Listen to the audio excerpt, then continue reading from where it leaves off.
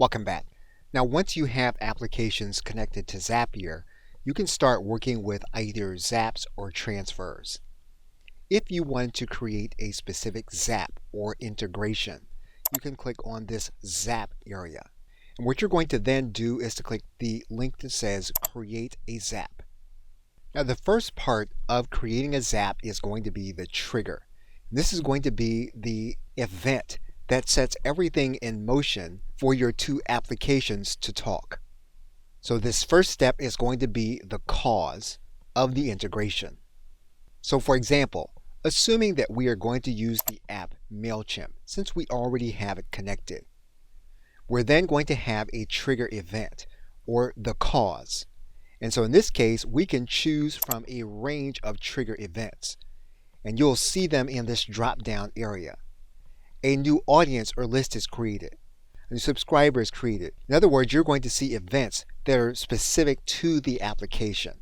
So we can make the cause a new unsubscriber. What we're going to do then inside of Zapier is then click Continue. Now what Zapier does is it allows us to choose from our MailChimp accounts. Now you can connect multiple MailChimp accounts to your Zapier account. Now we just added a specific MailChimp account to our Zapier account. So we're going to choose that account. We're then going to click Continue. What we're now going to do is we're going to set up a trigger. And so we're going to choose a specific parameter from within our MailChimp account where we want the cause to take place. Because Zapier talks to our MailChimp account, we'll be able to see specific parameters in that MailChimp account. So what we're now going to do is we're going to select one of the audiences from within our MailChimp account that was created before we began working with Zapier. We're then going to click Continue. We are then going to test the trigger.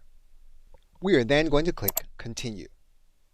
Now the next part of the connection is the action connection, and we will cover that in the next video. Okay, so with that, thanks, and I will see you in that next video.